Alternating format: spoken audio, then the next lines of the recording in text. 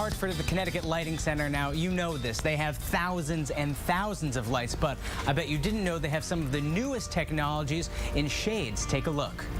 So, Jim, here I see on the display model it's just one kind of shade, but in this book there are hundreds and hundreds of different combinations that you can have. Of different colors and materials, absolutely. This is what they call a cellular shade by a company called Lutron.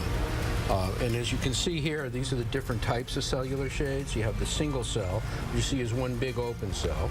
You have the double cell, which actually multiplies the R value of your window by 4 times. Really? Meaning less heat will escape and less cold will get in.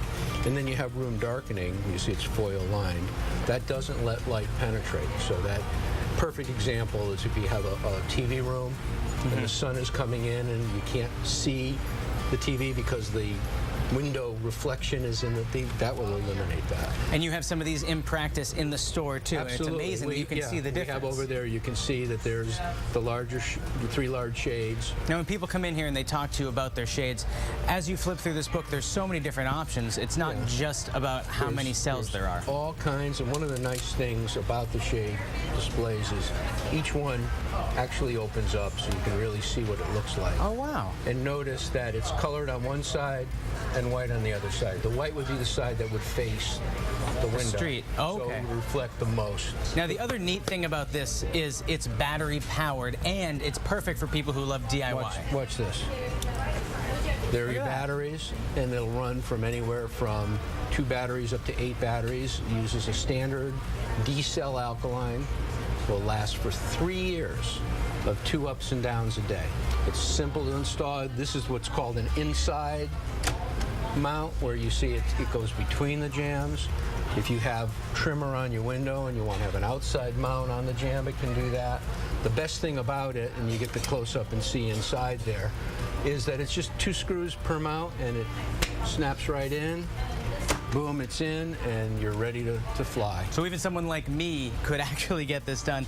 And it comes with one of these too. Tell us about this sensor. There's different types of controls to operate it. It can operate from a lighting control system, or it can operate from a simple little unit called a Pico.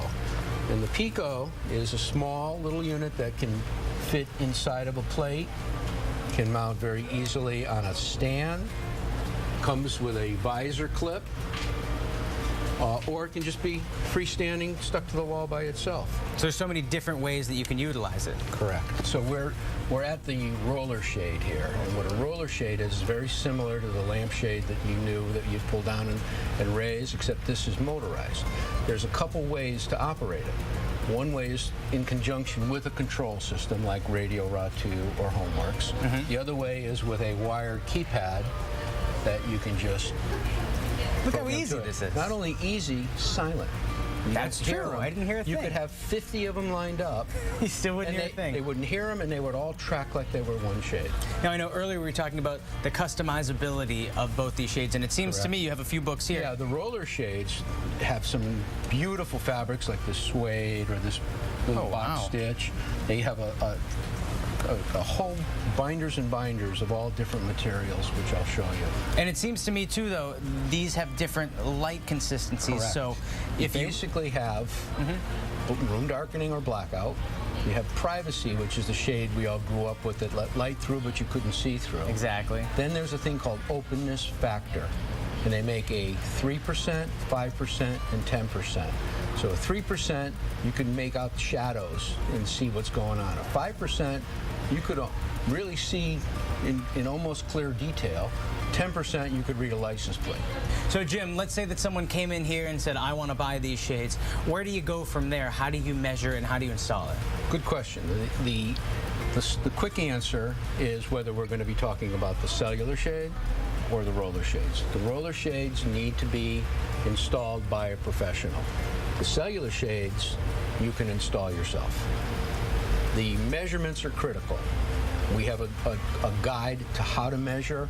We would only let you measure cellular shades. Otherwise, we would actually come to the house and do the actual measurement. And if you're uncomfortable measuring cellular, we'll come do that as well. And then the whole installation process, you don't have to lift a finger. We have installers that are factory trained to install that will come out and do that. More importantly, our staff is trained to give you the most professional service as possible. And if you don't like the flat look, trust me, there's more.